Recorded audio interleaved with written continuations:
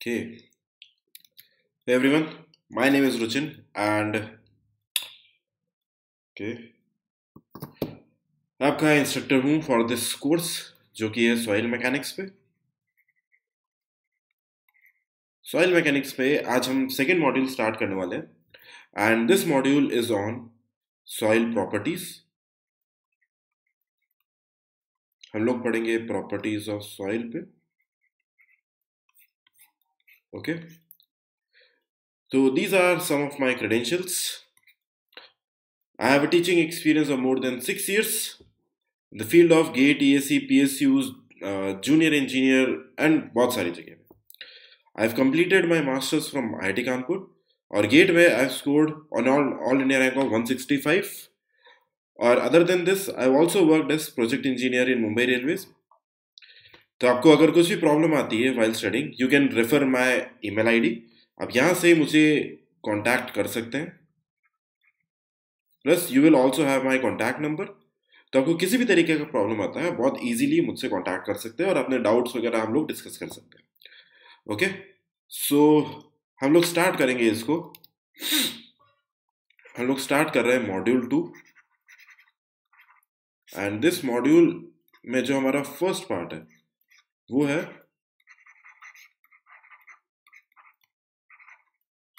Properties of soil.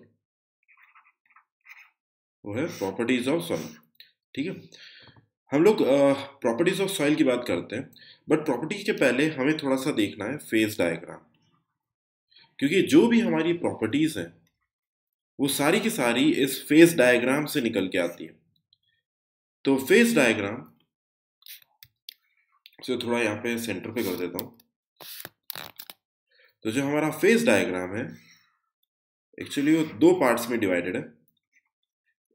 एक हमारा है थ्री फेज डायग्राम या इसे हम बोल सकते हैं थ्री फेज सिस्टम, और दूसरा है हमारा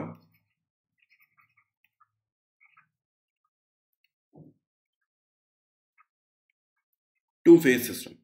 अब थ्री फेज सिस्टम का मतलब क्या है, याद होगा जैसे मैंने आपको मेरे लास्ट लेक्चर में बताया था कि सॉलिड वाटर एयर इन तीनों का होना बहुत जरूरी है। सॉलिड वाटर एयर तीनों का होना बहुत जरूरी है। तो थ्री फेज सिस्टम में एक्चुअली क्या होगा, सॉलिड भी रहेगा, वाटर भी रहेगा, एयर भी रहेगा। यहां पे हमारे पास में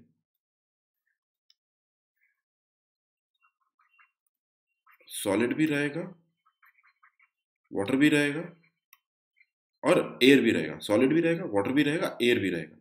ठीक है, तो यहाँ पे हमें कुछ कुछ टर्म्स लिखने हैं। जैसे सबसे पहले हम लोग लिखते हैं वेट ऑफ सॉलिड, यहाँ पे वेट ऑफ वाटर। एयर का कोई भार नहीं होता, कोई लोड नहीं होता, कोई वेट नहीं होता एयर का, तो उसका हम वेट कंसिडर नहीं करते। यहाँ पे हम क्या लिखेंगे, volume of solid, volume of water और ये वॉल्यूम ऑफ एयर। ठीक है, ये दोनों कंबाइनली क्या कहलाते हैं, इन दोनों को जब साथ में लिखते हैं हम लोग लिखते हैं वॉल्यूम ऑफ वॉइड। इस तरीके की सॉइल को हम लोग कहते हैं पार्शियली सैचुरेटेड सॉइल। इस तरीके की सॉइल को हम लोग कहते हैं पार्शियली सैचुरेटेड सॉइल। अब जैसे टू फेज सिस्टम है, टू फेज सिस्टम में वापस से हमारे पास दो पार्ट्स हैं। या तो ऐसा होगा कि एक तरफ हमारे पास सॉलिड्स हैं और एक वाटर है, और दूसरा ऐसा हो सकता है कि हमारे पास एक सॉलिड्स है और एक एयर है। ठीक है, इसे मैं बोल रहा हूं ये हमारा वेट ऑफ सॉलिड है, ये वेट ऑफ वाटर, ये क्या हो जाएगा वॉल्यूम ऑफ सॉलिड और ये वॉल्यूम ऑफ वाटर। तो जो वॉल्यूम ऑफ वाटर है वही मेरे लिए क्या है, वॉल्यूम ऑफ वॉइड भी है। वॉइड का मतलब क्या है, खाली स्पेस है, खाली जगह। अब यहां पे मैं क्या लिखूंगा, ये तो मेरे लिए हो जाएगा वेट ऑफ सॉलिड, और एयर का कोई वेट नहीं होता, एयर का सिर्फ क्या होता है वॉल्यूम होता है। तो यहां पे मैं लिखूंगा वॉल्यूम ऑफ सॉलिड और ये मेरे लिए क्या है वॉल्यूम ऑफ एयर, और वॉल्यूम ऑफ एयर ही मेरे लिए किसके बराबर है, वॉल्यूम ऑफ वॉइड। यहाँ पे इस तरीके की सॉइल को मैं कहता हूं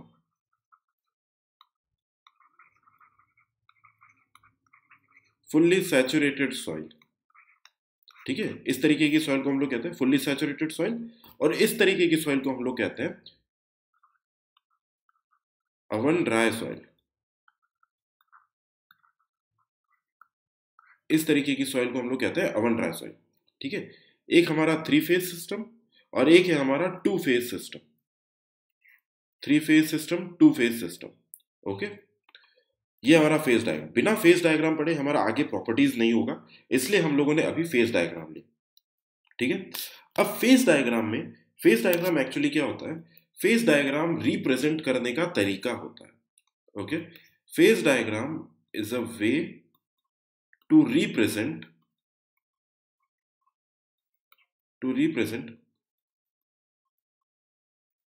डिफरेंट मटीरियल्स। जितने अलग अलग मटेरियल्स होते हैं उनको रिप्रेजेंट करने का तरीका है।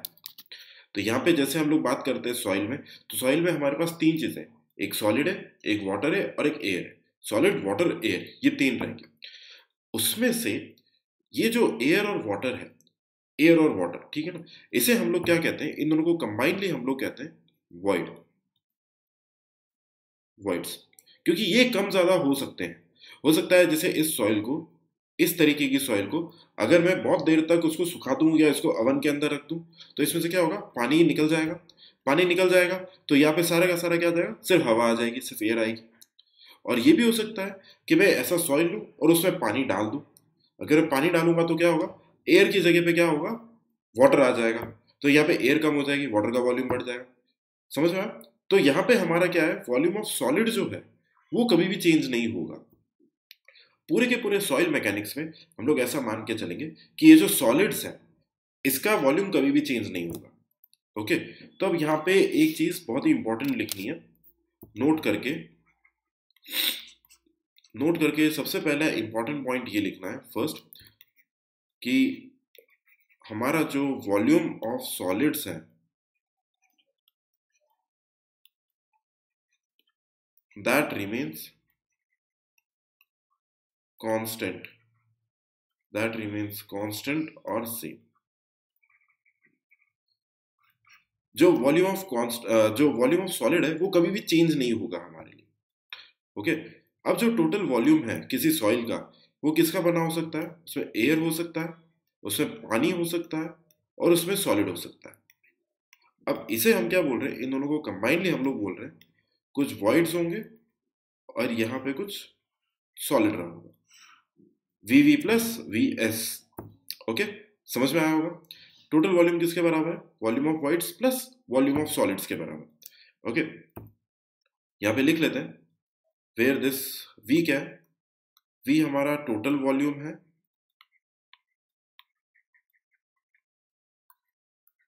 V V equal to volume of voids and V S equal to volume of solids. ठीक है, जो कि कभी चेंज नहीं होता। वॉल्यूम ऑफ सॉलिड कभी चेंज नहीं होता। अब यहाँ पे इस साइड में आऊंगा, मैं टोटल वेट क्या लिख सकता हूँ? Wait of water plus wait of solid. और हम ये भी लिख सकते हैं कि टोटल मास किसके बराबर होता है? Mass of water plus mass of solid. हम लोग वेट भी लिख सकते हैं और हम लोग यहाँ पे मास भी लिख सकते हैं।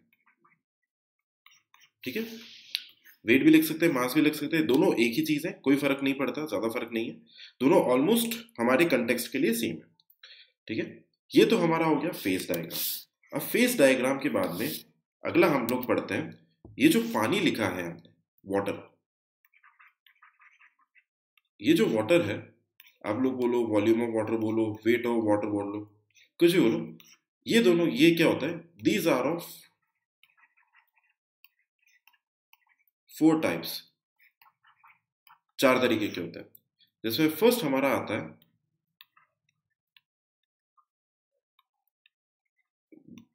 Gravity water. ग्रेविटी वाटर के बाद में हमारा आता है capillary water. Capillary water. Third हमारा आता है हाइग्रोस्कोपिक वाटर। Hygroscopic water. और फोर्थ जो हमारा आता है वो आता है स्ट्रक्चरल वाटर।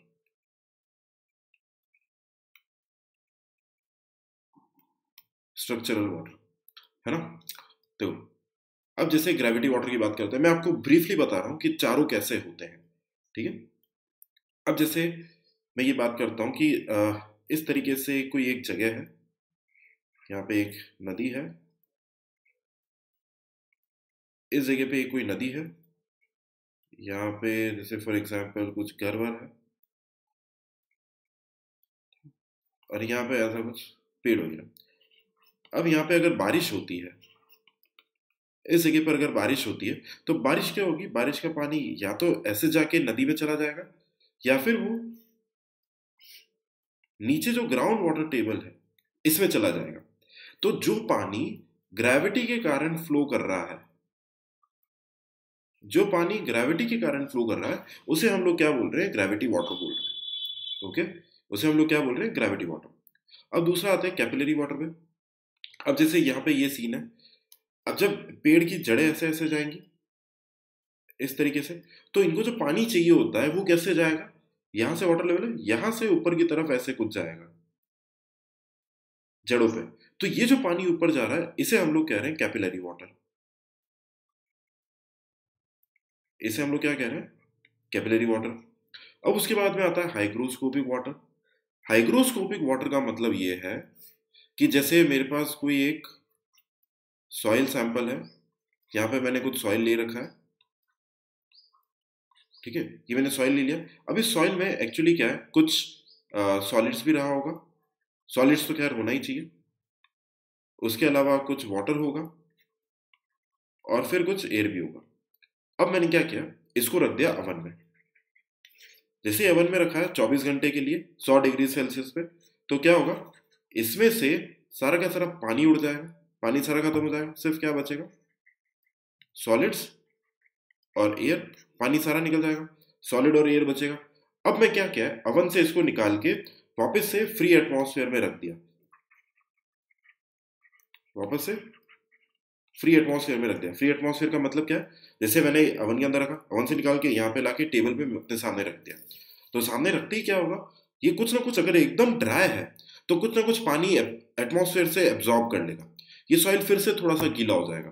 तो ऊपर ये जितना वाटर एब्जॉर्ब कर रहा है ना, जितना पानी एब्जॉर्ब कर रहा है, जो पानी एब्जॉर्ब कर रहा है, उसे हम लोग कह रहे हैं hygroscopic water. Okay, hygroscopic water. और लास्ट हमारा आता है स्ट्रक्चरल वाटर। तो स्ट्रक्चरल वाटर क्या होता है, वैसे तो क्या है, नॉर्मल 100 डिग्री टेम्परेचर पे, नॉर्मल 100 डिग्री सेल्सियस टेम्परेचर पे हमारे तीनों वाटर इवेपोरेट हो जाते हैं। तीनों कौन से, ग्रेविटी, कैपिलरी और हाइग्रोस्कोपिक।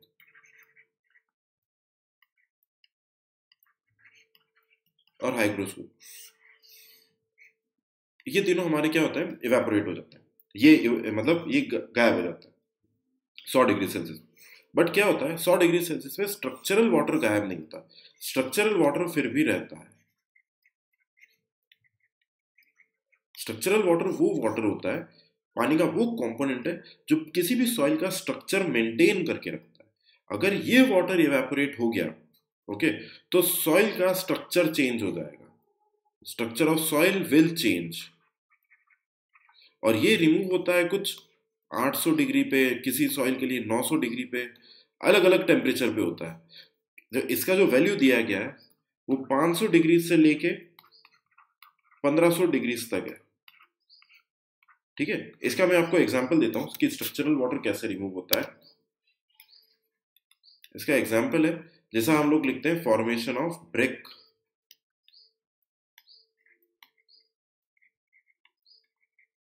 फॉर्मेशन ऑफ ब्रिक यानी कि जैसे हम लोग क्या करते हैं, जब ईंट बनती है, ईंटें कैसे बनती है, पहले हम क्या करते हैं, बहुत ही ऐसा मोल्ड बनाएंगे ईंट का इस तरीके, और ये कैसे होगी, this will B soft soil, बड़ी सॉफ्ट सी सॉइल होगी। इसको मुझे ब्रिक में कन्वर्ट करना है, तो मैं इसको क्या करूंगा, किल में रखूंगा। किल बोल तो भट्टी के अंदर रखेंगे, भट्टी में रखेंगे, क्या होगा, वहां पे टेम्परेचर जाता है कुछ 1300 degree Celsius, 1300 degree, 800 degree, 1500 degree Celsius ऐसा आता है। तो इसमें क्या होता है, जो मेरा सॉफ्ट सॉइल था वो क्या होता है 1300 डिग्री पे जाने के बाद में एक हार्ड ब्रिक बन जाएगा। क्या बन जाएगा?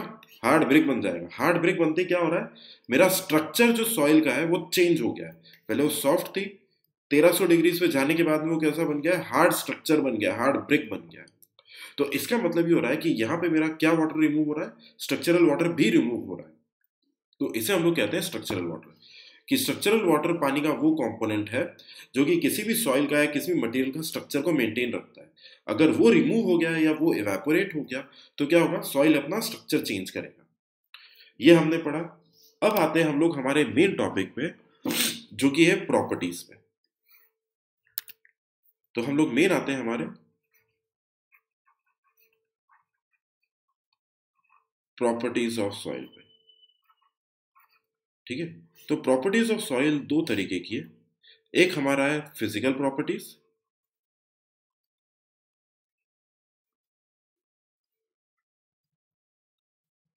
एक हमारा फिजिकल प्रॉपर्टीज, और दूसरा जो हमारा है दैट इज कॉल्ड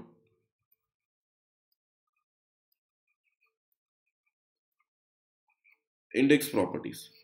एक हमारा फिजिकल प्रॉपर्टी है और एक हमारा क्या है, इंडेक्स प्रॉपर्टीज है। ठीक है, अब हम लोग बात करते हैं, सबसे पहले हम लोग पढ़ेंगे इस लेक्चर में फिजिकल प्रॉपर्टीज। ओके, अप्रोक्सीमेटली मैं आपको बता दूं कुछ 13 से 15 फिजिकल प्रॉपर्टीज हैं जो कि आपको पढ़नी है, और बाद में उसका हमें इंटर रिलेशनशिप पढ़ना है।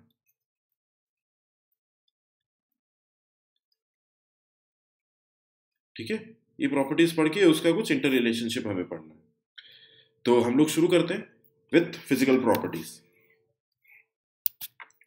तो हमारा फर्स्ट हेडिंग है physical properties.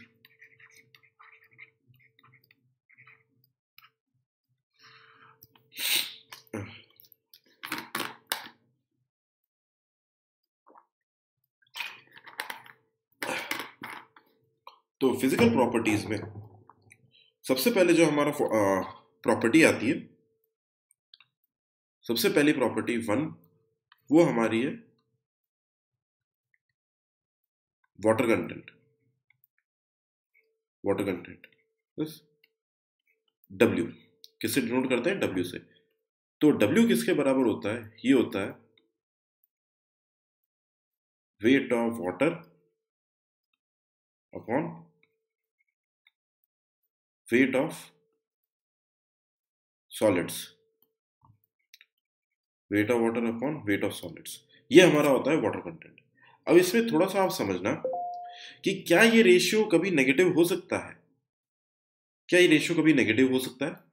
W can not be less than zero, zero से कम नहीं होगा, क्योंकि मेरा वेट ऑफ वाटर ज्यादा से ज्यादा क्या हो सकता है, जीरो हो सकता है ना, नेगेटिव नहीं हो सकता। वाटर कंटेंट क्या हो सकता है, जीरो हो सकता है। और ये भी हो सकता है कि वाटर कंटेंट ग्रेटर देन 100% हो जाए। 100% का मतलब क्या है कि हमारा वेट ऑफ वाटर जो है वो वेट ऑफ सॉलिड से ज्यादा हो जाए, ऐसा हो सकता है। तो इसलिए हम लोग क्या लिखेंगे, this water content is always greater than or equal to zero. Water content is always greater than or equal to zero. Second हम लोग आते हैं degree of saturation. Degree of saturation जिसे हम लोग एस से डिनोट करते हैं। तो एस किसके बराबर होता है, V W upon V V. V W क्या होता है, volume of water upon volume of voids. Volume of water upon volume of voids. तो यहां पे मुझे ये बताना है कि क्या ये डिग्री ऑफ सैचुरेशन कभी जीरो से कम हो सकता है। कभी नहीं होगा, ऐसा कभी नहीं होगा कि आपका वॉल्यूम ऑफ वाटर जो है वो नेगेटिव में हो, नेगेटिव में कभी नहीं होगा। तो ये जो रेशियो है कभी भी जीरो से कम नहीं होगा। दूसरा, ये जो रेशियो है ये जीरो हो सकता है, जीरो हो सकता है मतलब वॉल्यूम ऑफ वाटर मेरा जीरो हो सकता है।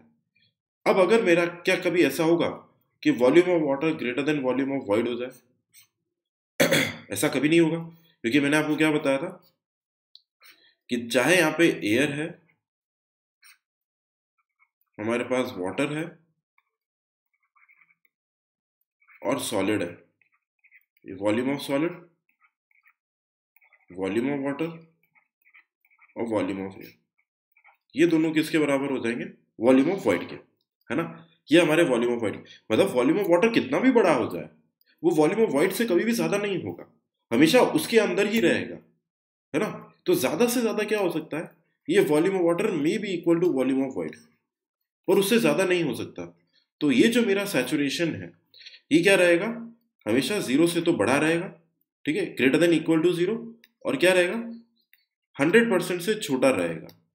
मैं इसको ऐसा भी लिख सकता हूँ, एस क्या होगा, अगर मुझे परसेंटेज में निकालना है तो इसे इंटू 100, ये मेरा परसेंटेज में चलेगा। तो ये वैल्यू क्या आ रही है, 0 less than equal to S less than 100%, ये हमारा आ गया डिग्री ऑफ सैचुरेशन, है ना, डिग्री ऑफ सैचुरेशन। अब देखो, now what is the difference between water content and degree of saturation. Water content और डिग्री ऑफ सैचुरेशन फर्क क्या है, तो इसको समझना। जैसे एग्जांपल है कि जैसे मेरे पास ये कोई सॉइल सैंपल है, इस तरीके का सॉइल सैंपल है, ये पूरा का पूरा मान लो ऐसा ड्राई है, पूरा का पूरा सूखा है। अब मैंने क्या किया, एक ढक्कन में पानी लाया, एक ढक्कन पानी लाया, इसके अंदर कुछ भी 10 ml 20 ml 50 ml जो भी पानी आया, पानी लेके आया और पानी को इसके अंदर डालना है, ठीक है। तो ये मैं जितना पानी लेके आया हूं इसे मैं बोलूंगा वाटर कंटेंट, ठीक है। अब जितना पानी मैंने ऐड किया है और उससे मेरा जितना सॉइल गीला हुआ है, जितना सॉइल गीला हुआ है उसे मैं क्या बोलूंगा, degree of saturation.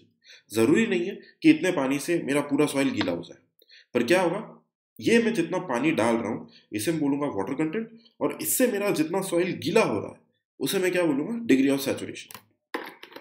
I guess समझ में आ गया होगा वाटर कंटेंट क्या है और डिग्री ऑफ सैचुरेशन क्या है, ठीक है। हम लोग आगे चलते हैं। थर्ड प्रॉपर्टी है हमारी जो कि है वॉइड रेशियो। वॉइड रेशियो जैसे कि डिनोट करते हैं ई से, तो ई किसके बराबर आता है, this is equal to, E होता है V V upon V S के बराबर, यानी ये होता है volume of void upon volume of solids, इसके बराबर। तो आपको उसी तरीके से देखना है कि क्या ये रेशियो नेगेटिव हो सकता है, ये रेशियो जीरो से कम कभी भी नहीं होगा, नेगेटिव कभी भी नहीं होगा, क्योंकि मेरा वॉल्यूम ऑफ वॉइड क्या है, कभी भी नेगेटिव नहीं हो सकता है। और क्या ये हो सकता है कि वॉल्यूम ऑफ वॉइड जीरो हो जाए, कभी नहीं होगा, कभी भी नहीं होगा। वॉल्यूम ऑफ वॉइड कुछ ना कुछ तो रहेगा, या तो एयर रहेगा या वाटर रहेगा, कुछ ना कुछ तो रहेगा। तो ई क्या है, कभी भी जीरो नहीं होगा। और क्या ऐसा हो सकता है कि volume of wide greater than volume of solid हो जाए, बिल्कुल पॉसिबल है। यानी ई क्या है, ऑलवेज ग्रेटर देन जीरो रहेगा, हमेशा। वन से ज्यादा भी हो सकता है, टू भी हो सकता है, थ्री भी हो सकता है, बहुत सारा हो सकता है, बस हमेशा क्या है, जीरो से बड़ा रहेगा, जीरो के बराबर कभी नहीं होगा। फोर्थ हमारा आता है पोरोसिटी। पोरोसिटी जिसे हम लोग डिनोट करते हैं एन से, तो एन किसके बराबर होता है, V V upon V, this is equal to volume of voids divided by total volume, volume of voids by total volume. अब इसको भी इसी तरीके से देखना है कि क्या वॉल्यूम ऑफ वाइड्स जीरो हो सकता है, कभी नहीं होगा। क्या वॉल्यूम ऑफ वाइड्स जीरो से कम हो सकता है, कभी भी नहीं होगा। और क्या ये हो सकता है कि volume of wides greater than volume हो जाए, क्या ऐसा कभी होगा, कभी भी नहीं होगा। और ऐसा भी नहीं हो सकता है कि वॉल्यूम ऑफ वाइड वी के बराबर हो जाए, है ना, क्योंकि कुछ ना कुछ सॉलिड तो रहना ही चाहिए। तो यहाँ पे हम क्या लिखेंगे, पोरोसिटी ग्रेटर देन जीरो, सिर्फ greater than zero, equal to zero कभी भी नहीं होगा। ये हमारा हो गया पोरोसिटी। अगला हम लोग आते हैं फिफ्थ प्रॉपर्टी पे। फिफ्थ प्रॉपर्टी है हमारे लिए एयर कंटेंट।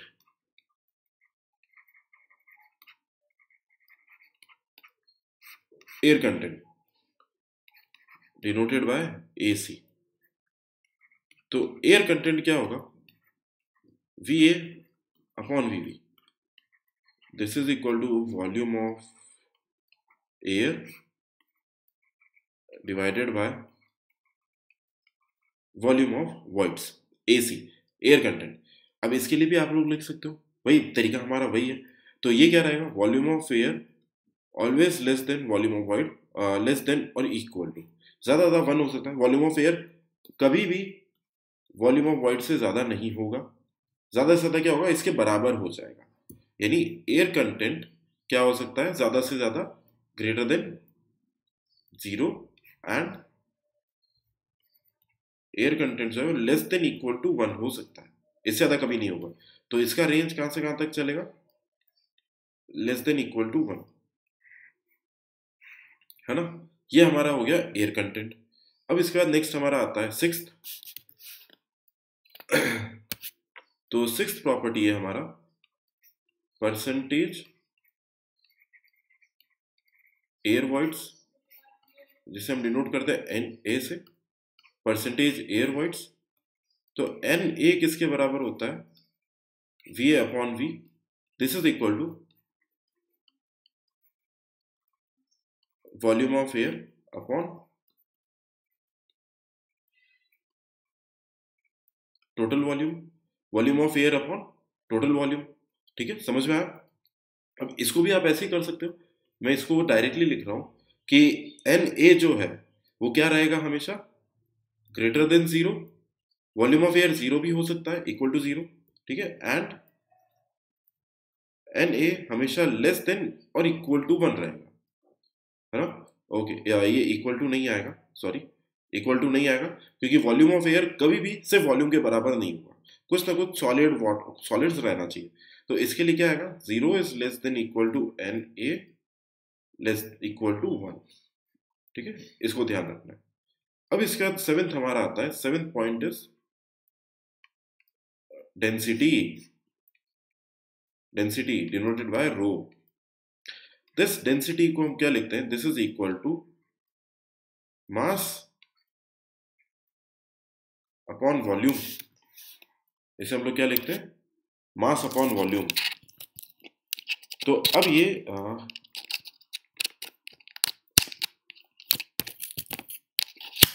ओके, तो यहाँ पे मास की यूनिट क्या होती है, KG per metre cube. Density का यूनिट हो जाएगा केजी पर मीटर क्यूब। पानी के लिए डेंसिटी क्या होती है, पानी के लिए डेंसिटी होती है 1000 केजी पर मीटर क्यूब। कितने टेम्परेचर पे, 4 डिग्री सेल्सियस पे, 4 डिग्री सेल्सियस पे। ये बहुत जरूरी है, आपको ध्यान रखना कि डेंसिटी कितना होता है, 1000 KG per metre cube at 4 degree Celsius. अब एट्थ हमारा आता है यूनिट वेट। यूनिट वेट जिसे कि हम डिनोट करते हैं गामा से। ओके, तो गामा किसके बराबर होता है, सिर्फ देखो स्लाइटली चेंज ये आता है कि यहाँ पे डेंसिटी में हम लोग लिख रहे हैं, डेंसिटी हमारा मास अपॉन वॉल्यूम है, ये सिंपली क्या हो जाएगा, वेट अपॉन वॉल्यूम, है ना। ये हमारा वेट अपॉन वॉल्यूम, वेट को हम क्या लिखेंगे, mg अपॉन वॉल्यूम। तो मास अपॉन वॉल्यूम को हम वापस क्या लिख देंगे, डेंसिटी इंटू जी। तो गामा किसके बराबर आ जाएगा, डेंसिटी इंटू जी। तो अब यहाँ पे फॉर वाटर के लिए लिखते हैं, तो फॉर वाटर, पानी के लिए रो डब्ल्यू किसके बराबर आएगा, 1000, डेंसिटी पानी का कितना है 1000 इंटू 9.81 न्यूटन पर मीटर क्यूब। इसका यूनिट में बताना भूल गया आपको, इसका जो यूनिट है, इसका यूनिट आप लिख सकते हो, वेट हमारा न्यूटन में होता है और वॉल्यूम किस में होता है, मीटर क्यूब में। तो गामा डब्ल्यू कितना आ जाएगा, यूनिट वेट ऑफ वाटर। इसको हम सीधा ऐसा लिख सकते हैं, 1000 को मैं किलो न्यूटन बना दूंगा, तो ये हो जाएगा 9.81 किलो न्यूटन पर मीटर क्यूब, ठीक है। ये हमारा गामा डब्ल्यू आएगा 9.81 किलो न्यूटन पर मीटर क्यूब। ओके, अब ये हमारा 8th पॉइंट हो गया। अब 9th पॉइंट हमारा आता है which is bulk unit wait.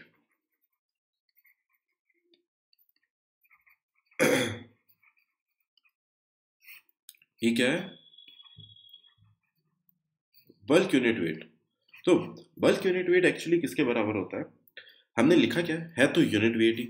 अब यूनिट वेट का मतलब क्या है, इस टर्म का मतलब समझना, सिर्फ इस यूनिट वेट का मतलब क्या है। यूनिट का मतलब हमारा होता है 1 मीटर क्यूब वॉल्यूम, मतलब कि 1 मीटर क्यूब वॉल्यूम का वेट कितना है, ठीक है, वो हमारा यूनिट वेट। अब बल्क यूनिट वेट की बात करते हैं, तो बाहर का जो सॉइल है, बल्क का मतलब उसके अंदर सारी चीज है, उसमें एयर भी आ रहा है, वाटर भी आ रहा है, अगर कोई जानवर उसमें चल रहा है तो वो भी आ रहा है, मतलब सारी चीजें आ रही है उसके अंदर। बल्क का मतलब सारी चीजें। तो हम लोग गामा बल्क जो लिखते हैं उसको हम लोग लिखते हैं weight of total soil upon volume of soil. Weight of total soil upon volume of soil. अब यहाँ पे वेट में हमारे पास क्या क्या आएगा? वेट में हमारे पास क्या आएगा? एक तो वेट ऑफ वाटर आएगा, वेट ऑफ सॉलिड्स। बस हमें मतलब क्योंकि हम थ्योरेटिकल पढ़ रहे हैं, सॉइल में हमें कुछ और कंसिडर नहीं करना है। सॉलिड, वाटर, एयर, तीन ही पार्ट कंसिडर करना है। एक वेट ऑफ वाटर हो गया, वेट ऑफ सॉलिड हो गया, और मैंने आपको बताया कि एयर का हम लोग वेट काउंट नहीं करते। अब यहाँ पे आएगा टोटल वॉल्यूम। तो टोटल वॉल्यूम में क्या आएगा? Volume of air, volume of water और वॉल्यूम ऑफ सॉलिड्स। ये मैंने आपको बताया था कि एयर का क्या है, हम लोग वेट काउंट नहीं करते, उसका वजन नहीं लेते, उसका क्या लेते हैं, सिर्फ वॉल्यूम लेते हैं। तो ये हमारा हो गया गामा बल्क। 10th हम लोग आते हैं saturated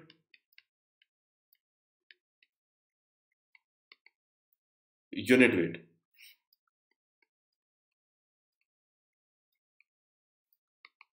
gamma saturated unit weight. तो गामा सैचुरेटेड किसके बराबर होता है? This is equal to saturated weight of soil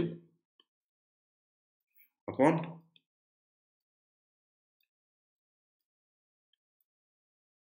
total volume of soil. Saturated weight of soil. अब सैचुरेटेड वेट हम लोग कैसे लिखेंगे? जैसे मैंने आपको इसी का एग्जांपल दिया था। मान लो यहाँ पे हमारा सूखा सॉइल है, सूखा सॉइल है। अब इसके अंदर क्या हो रहा है, मैंने क्या किया, बाहर से पानी लाया और पानी को उठा के मैंने इसमें डाल दिया। तो जितना मेरा सॉइल गीला हो गया है उसका वजन मुझे लिखना है। जितना सॉइल गीला हो गया उसका वेट मेरा क्या है, उसका वेट मेरा सैचुरेटेड वेट के बराबर है। ओके, और वॉल्यूम ऑफ सॉइल तो टोटल वॉल्यूम ही लिखना है। ये हमारा हो गया saturated unit wait, 10th property. और 10th प्रॉपर्टी के बाद में हमारा आता है 11th। सैचुरेटेड यूनिट वेट के बाद में हम लोग लिखते हैं dry unit weight. Dry unit weight, इसे नोट करते हैं गामा ड्राई से। ओके, तो गामा ड्राई किसके बराबर होगा? Gamma dry is equal to dry weight of soil divided by total volume of soil. अब मुझे सिर्फ इतना सा बता दो, ड्राई वेट ऑफ सॉइल किसके बराबर होएगा? सिर्फ वेट ऑफ सॉलिड के। वेट ऑफ वाटर नहीं आएगा क्योंकि हम ड्राई सॉइल बोल रहे हैं, उसमें पानी है ही नहीं। तो टोटल वॉल्यूम क्या है? V A plus V S, क्योंकि वहां पे हम लोग क्या लिख रहे हैं, वॉल्यूम ऑफ वाटर नहीं लिख रहे हैं। ओके, इसको हम सिंपली ऐसा भी लिख सकते हैं, wait of solid upon total volume लिख देते हैं इसको, कोई प्रॉब्लम नहीं है। ओके, अब 12th हमारा आता है यूनिट वेट ऑफ सॉलिड्स। ये थोड़ा सा काम का है। Okay, unit weight of solid, इसको थोड़ा सा समझना, ये सबसे थोड़ा सा अलग है बस, इसलिए मैं इसको स्टार मार्क कर रहा हूं। यूनिट वेट ऑफ सॉलिड को हम लोग डिनोट करते हैं गामा एस से। तो गामा एस किसके बराबर होता है? This is equal to weight of solids upon volume of solids.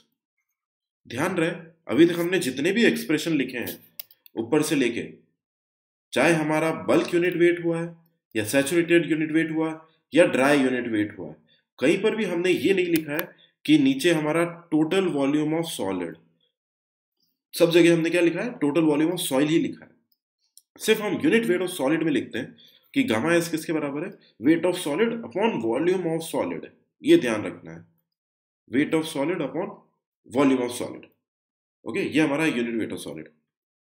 और इसके बाद 13th हमारा जो आता है most important, that is submerged unit wait.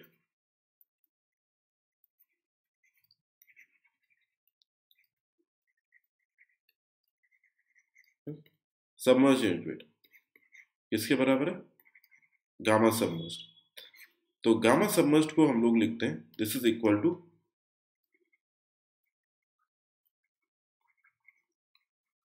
submerged weight of soil divided by volume of soil. अब इसी का दूसरा एक एक्सप्रेशन और है, gamma saturated minus gamma W. ठीक है, गामा सबमर्ज्ड एक्चुअली किसके बराबर होता है? गामा सबमर्ज्ड जो है वो बराबर होता है gamma saturated minus gamma W के। Okay, gamma submerged equal to gamma saturated minus gamma W. ये हमारा काम हो गया। 13 तक हम लोगों ने पढ़ लिया है। अब इसमें एक नोट लिखना है। नोट ये है कि हमें ऑर्डर लिखना है कि कौन सा यूनिट वेट सबसे बड़ा होता है और बाकी हमारे कैसे होते हैं। तो सबसे पहले आता है gamma unit weight of solid, saturated, bulk, dry और सबमर्ज्ड। ठीक है, ये ऑर्डर आप लोगों को ध्यान रखना है, एग्जाम में पूछ सकते हैं। इस तरीके का ऑर्डर एग्जाम में पूछ सकते हैं। ओके, अब हम लोग आते हैं हमारा 14th प्रॉपर्टी पे। तो 14th प्रॉपर्टी क्या है? वो है स्पेसिफिक ग्रेविटी। जो 14th पॉइंट है वो है specific gravity G. Okay, specific gravity G जो है दो तरीके का होता है। एक हमारा होता है ट्रू स्पेसिफिक ग्रेविटी, और दूसरा जो हमारा होता है उसे हम लोग बोलते हैं एपरेंट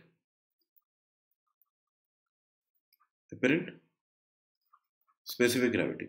तो सबसे पहले मैं आपको ये बता दूं कि हमारा स्पेसिफिक ग्रेविटी होता क्या है। ओके, स्पेसिफिक ग्रेविटी क्या होता है? This is equal to density of a material upon density of standard material, density of a material divided by density of standard material. अब स्टैंडर्ड मटीरियल हमारे पास में क्या है? स्टैंडर्ड जो मटीरियल है हमारे पास में वो है वाटर। स्टैंडर्ड मटीरियल हमारे पास में वाटर है, तो डेंसिटी ऑफ वाटर किसके बराबर आएगा? 1000। ओके, अब इसको समझना। यहां पे अगर आपको दे रखा है कि जी का वैल्यू 0.8 है, हमें डेंसिटी ऑफ वाटर दे रखा है 1000, तो हमें बताना है कि इसका डेंसिटी कितना रहा होगा। तो ये किसके बराबर हो जाएगा?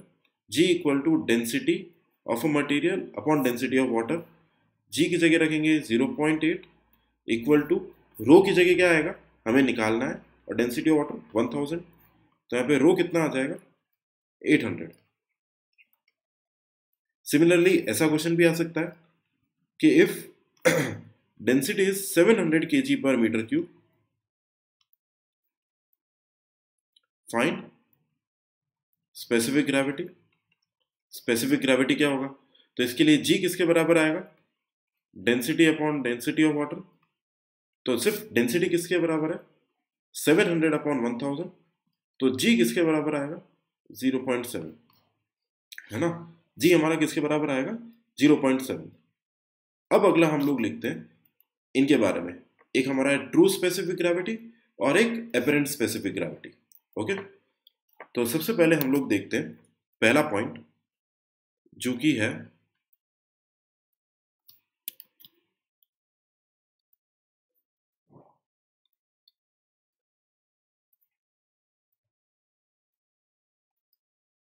True specific gravity. ठीक है, ये हम लिखते हैं सॉलिड्स की टर्म में, इन टर्म्स ऑफ सॉलिड्स। और इसको ट्रू नाम भी इसलिए दिया गया है क्योंकि जब हम ऐसा बोलते हैं कि वॉल्यूम ऑफ सॉलिड्स कभी भी चेंज नहीं होता, है ना। हम लोग ऐसा बोलते हैं कि वॉल्यूम ऑफ सॉलिड उतना का उतना ही रहेगा। जब वॉल्यूम ऑफ सॉलिड मेरा चेंज नहीं होगा तो वो उसे हम बोलेंगे ट्रू। उसके रेस्पेक्ट में सारी चीजें सही चलेंगी। ओके, तो यहाँ पे इसे हम डिनोट करते हैं जी एस से, and this is equal to gamma S upon gamma W. This is equal to unit weight of solid upon unit weight of water. Okay, अब सेकेंड हमारा आता है apparent specific gravity. This is apparent specific gravity. Apparent specific gravity, तो apparent specific gravity क्या हो सकता है? ये अलग अलग टाइप का हो सकता है। जैसा सबसे पहले मैं लिखता हूं जी ड्राई, तो इसे हम लोग लिख सकते हैं gamma dry upon gamma W. G saturated लिख सकते हैं, this will be equal to gamma saturated upon gamma W. और इसमें ये भी लिख सकते हैं G submerged, this is equal to gamma submerged upon gamma W. और भी अगर आप चाहो तो डी पॉइंट लिख सकते हैं हम लोग, जी बल्क किसके बराबर आएगा? Gamma bulk upon gamma W. तो ये हमारा एपरेंट स्पेसिफिक ग्रेविटी हो गया। एपरेंट का मतलब ये है ये किसी और के रेस्पेक्ट में है, ट्रू सॉलिड के रेस्पेक्ट में नहीं है ना। ये हमारे लिए हो गया स्पेसिफिक ग्रेविटी। अब स्पेसिफिक ग्रेविटी में एक छोटा सा नोट और लिखना है। नोट में क्या लिखना है? नोट में लिखना है कि जो स्पेसिफिक ग्रेविटी होता है in India, the specific gravity is measured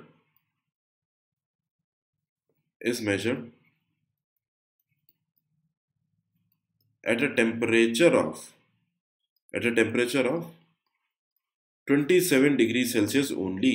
ये आपको ध्यान रखना है क्योंकि हो सकता है आपके एग्जाम में पूछ ले ऑब्जेक्टिव में कि स्पेसिफिक ग्रेविटी कितने टेम्परेचर पे मेजर किया जाता है।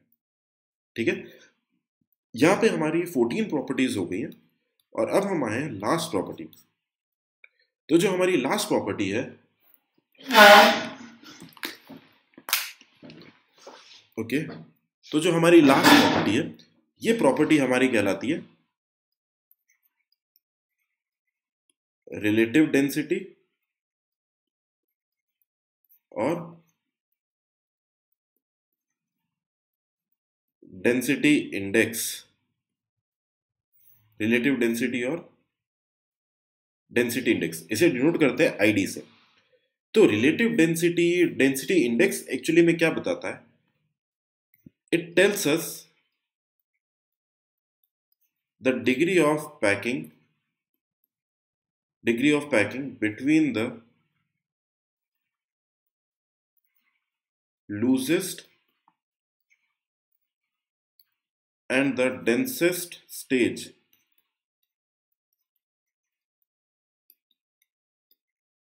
in a coarse grained soil.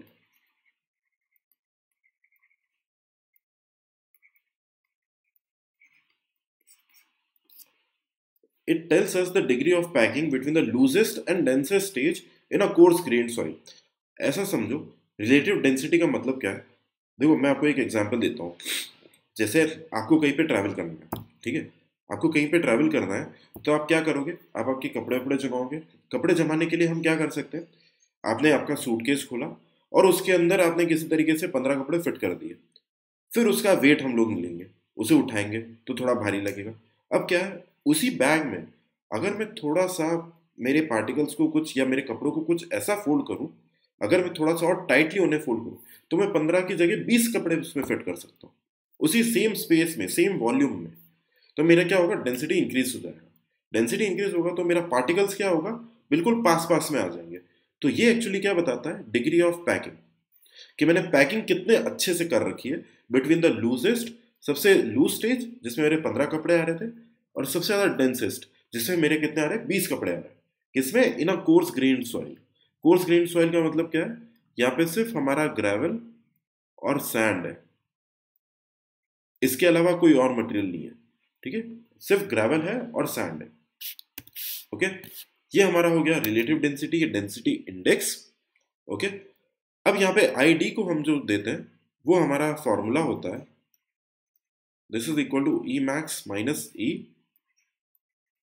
Upon E max minus E minimum into 100। ये बस रिलेशन आपको ध्यान रखना है, where E max equal to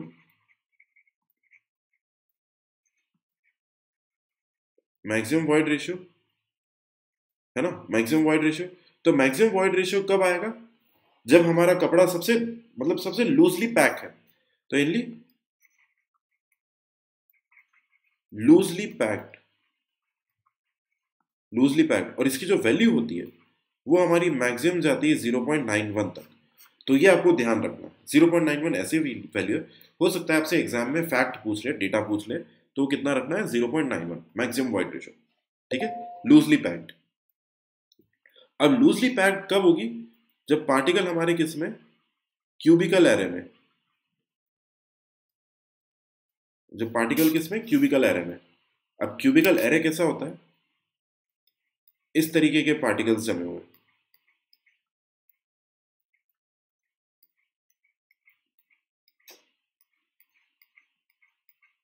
okay, इस तरीके के किसी एक क्यूब में पार्टिकल जमे हुए। तो इनके यहाँ पे क्या होता है, हमारा स्पेसिंग क्या है, थोड़ा सा कम हो जाएगा, सॉरी स्पेसिंग थोड़ा सा बढ़ जाएगा, इसे हम बोल रहे हैं ई मैक्स। अब इसी तरीके से ई मिनिमम क्या होता है, this is minimum void ratio. अब मिनिमम वॉइड रेशियो किसके बराबर होता है, 0.35। अब वॉइड रेशियो सबसे कम कब आएगा, सबसे कम तब आएगा जब मेरा पैकिंग सबसे ज्यादा डेंस है, उसको सबसे ज्यादा उसके अंदर मटेरियल है। तो इसको हम बोलेंगे most in the most densely packed,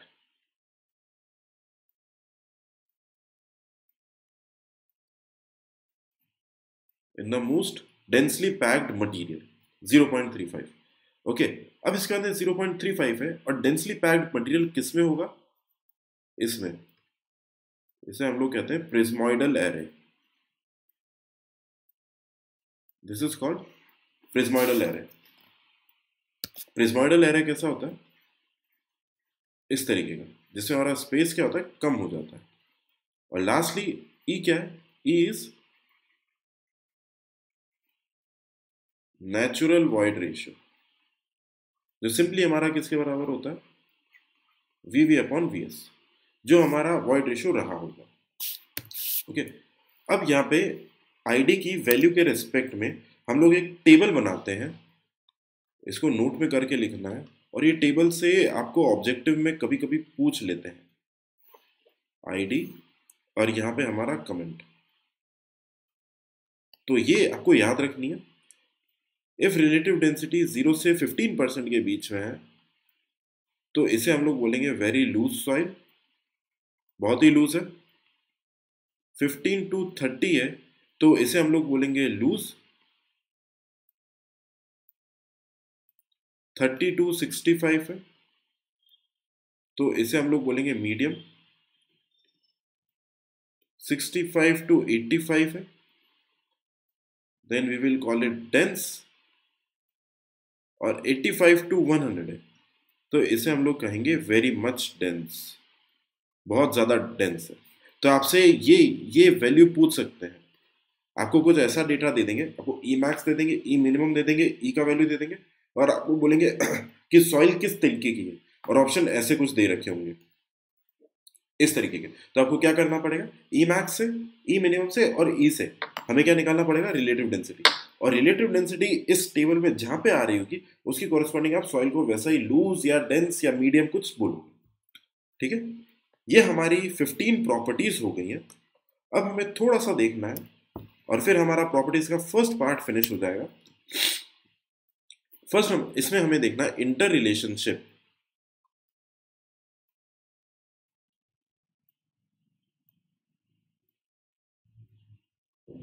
inter relationship between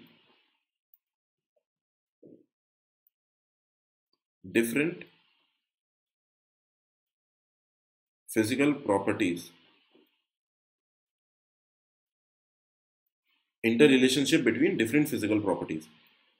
तो इंटर रिलेशनशिप में मेरे पास जो 3-4 प्रॉपर्टीज हैं, बस उसी के थ्रू हमारे सारे काम हो जाएंगे। तो सबसे पहला है ई एस किसके बराबर होता है, डब्ल्यू जी के। यहाँ पे ई क्या है मेरा, वॉइड रेशियो, एस क्या है यहाँ पे लिखते जाते हैं, ई मेरा वॉइड रेशियो, एस क्या है,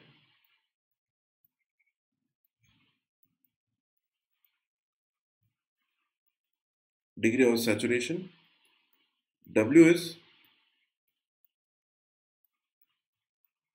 वाटर कंटेंट, और जी क्या है, जी है हमारे लिए स्पेसिफिक ग्रेविटी। ओके, जी किसके बराबर है, स्पेसिफिक ग्रेविटी। सेकेंड रिलेशन पे आते हैं, ये रिलेशन है gamma bulk equal to gamma W into G plus E S upon 1 plus E. ठीक है, इसी को मैं डेंसिटी के टर्म में लिख सकता हूं, rho bulk equal to density of water into G plus E S upon 1 plus E. Okay, bulk unit weight किसके बराबर हो जाएगा, gamma W G plus E S upon 1 plus E. Rho bulk किसके बराबर हो जाएगा, rho W G plus E S upon 1 plus E. Okay, अब यहां पे स्लाइटली चेंज क्या होगा, इफ एस इक्वल टू 1 हो जाए, मतलब सैचुरेशन इक्वल टू 1। सैचुरेशन किसके बराबर होता है, एस हमारा होता है V W upon V V. अगर ये 1 हो गया, यानी मेरा वॉल्यूम ऑफ वाटर किसके बराबर हो जाएगा, वॉल्यूम ऑफ वाइड के, है ना। वॉल्यूम ऑफ वाटर किसके बराबर हो जाएगा, वॉल्यूम ऑफ वाइड के। मतलब पूरे वाइड में क्या है, एयर निकल गया है, सिर्फ सारा का सारा पानी है, उसमें सिर्फ पानी है। तो हमारा गामा बल्क क्या बन जाएगा, गामा सैचुरेटेड, ये बन जाएगा गामा सैचुरेटेड। तो यहां पे सिंपली मैं गामा सैचुरेटेड को लिखूंगा gamma W into G plus C upon 1 plus ई। और इसी तरीके से मैं यहां पे भी लिख सकता हूं saturated density, this is equal to rho W G plus C upon 1 plus E. से यहाँ पे फर्क क्या आएगा कि ये जो रहेगा केजी पर मीटर क्यूब में रहेगा डेंसिटी वाला टर्म, और ये किस में रहेगा, किलो न्यूटन पर मीटर क्यूब में। अब दूसरा देखते हैं, इफ एस इक्वल टू 0, अगर मेरा ये एस 0 हो गया, तो 0 होने का मतलब क्या है, V W 0, volume of water 0, मतलब पानी कंप्लीटली 0। और पानी अगर 0 हो जाएगा तो बल्क मेरा क्या बन जाएगा, ड्राई के बन जाए, सूखा बन जाएगा। तो गामा ड्राई सिंपली किसके बराबर हो जाएगा, gamma dry this is equal to gamma W G upon 1 plus E. क्योंकि यहाँ मैंने एस को 0 कर दिया है तो वो टर्म 0 हो जाएगा। और यहाँ पे सिंपली क्या हो जाएगा, dry density equal to rho W G upon 1 plus E, है ना, रो ड्राई इसके बराबर। ये हमारा सेकंड प्रॉपर्टी हुआ। तो आपको क्या ध्यान रखना है, पहला आपको ये वाला ध्यान रखना है, E S equal to W G, और सेकंड आपको ये ध्यान रखना है, बाकी सब इसी में से डिराइव होंगे। एस की जगह 1 रखेंगे तो गामा बल्क हमारा सैचुरेटेड हो जाएगा, एस की जगह 0 रखेंगे तो हमारा गामा बल्क ड्राई हो जाएगा। अब थर्ड हमारा है, एक रिलेशन और है, n equal to e upon 1 plus c. Okay, n equal to e upon 1 plus c, where n क्या है, पोरोसिटी है, और ई हमारा क्या है, ई हमारा है वॉइड रेशियो। ठीक है, पोरोसिटी है और ये क्या है हमारा void ratio, n equal to e upon 1 plus. Okay, अब फोर्थ एक पॉइंट और लिख लेते हैं, वो पॉइंट ये है कि volume of solids will always remain same और कांस्टेंट, है ना। बस आपको ये चीज ध्यान रखनी है। ओके, तो आई होप आपको समझ में आया होगा, कोई कॉम्प्लिकेटेड कुछ भी नहीं है। हमने प्रॉपर्टीज का एक पार्ट कर लिया है, नेक्स्ट पार्ट हम लोग स्टार्ट करेंगे जिसमें हम लोग पढ़ेंगे what are different index properties, कि इंडेक्स प्रॉपर्टीज कौन कौन सी। ओके, सो तब तक के लिए टेक केयर, बाय बाय।